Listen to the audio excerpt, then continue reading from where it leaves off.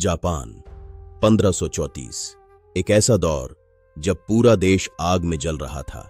हर तरफ युद्ध, हर तरफ खून, हर तरफ सत्ता की भूख। सैकड़ों छोटे बड़े राजा एक दूसरे को मिटाने पर तुले हुए थे। और इसी अंधेरे में जन्म हुआ एक ऐसे बच्चे का जिसे लोग कहते थे पागल राजकुमार। ओवारी प्रांत का राजकुमार ओडा नोबुनागा बचपन से ही अजीब। न उसे शाही कपड़ों की परवाह थी, न दरबारी शिष्टाचार की। वो गलियों में घूमता, कभी आधे कपड़ों में, कभी नंगे पांव। दरबारियों को वो बिल्कुल पसंद नहीं था। सब कहते थे ये लड़का कभी राज नहीं संभाल पाएगा। फिर एक दिन उसके पिता की मौत हो गई और उसी पल उसके आसपास के लोग बदल गए। जो झुकते थे वो अब आंखें दिखाने लगे। नोबुनागा की उम्र थी सिर्फ 17 साल। दरबार को लगा अब ये लड़का टूट जाएगा, लेकिन उन्होंने बहुत बड़ी गलती कर दी थी, क्योंकि नोबुनागा कमजोर नहीं था। उसने ऐलान किया, जो मेरे साथ नहीं वो मेरे खिलाफ है, और जो मेरे खिलाफ है वो जिएगा नहीं। यह थी शुरुआत एक तूफान की। अगले भाग में ओके हाजामा का चमत्कार। 1560 जापान का सबसे ताकतवर दाइम्यो इमागावा योशिमोतो 25,000 सैनिकों की सेना लेकर बढ़ रहा था। नोबुनागा के पास थे सिर्फ 2,000 सैनिक। हार तय थी।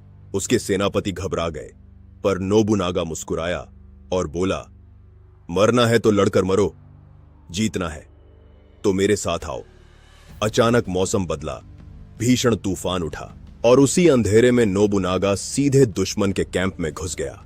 हमला इतना तेज था कि इमागावा की विशाल सेना संभल ही नहीं पाई। इमागावा मारा गया। नोबुनागा ने युद्ध को दिमाग से जीता। उसने परंपरा को कमजोरी माना और बंदूकों को अपनाया। 1575 नागाशिनो का युद्ध। उसने बंदूकधारियों को नई रणनीति से इस्तेमाल किया।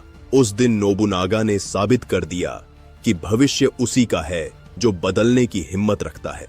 लेकिन सत्ता की ये चमक जल्द ही एक भयानक धोखे में बदलने वाली थी। अगले भाग में दानव राजा का अंत। लेकिन नोबुनागा का एक चेहरा और भी था।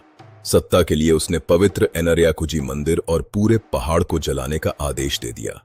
उस दिन उसे नाम मिला दानव राजा। दुश्मनों के लिए वो राक्षस था, पर अपनी सेना के लिए वो एक ऐसा नेता था जिसके पीछे मौत तक जाया जा सकता था।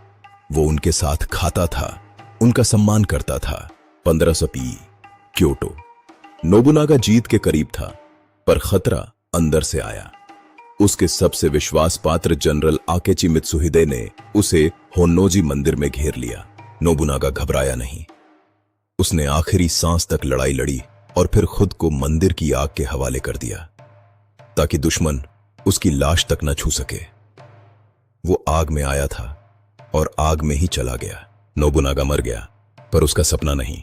आज के एकीकृत जापान की नींव उसी ने रखी थी। वो अपने समय से बहुत आगे था। एक योद्धा, एक जीनियस, एक क्रांति। यह थी ओडा नोबुनागा की पूरी कहानी। अगर आपको यह पसंद आई हो तो लाइक और सब्सक्राइब करें। अगली कहानी स्पार्टाकस।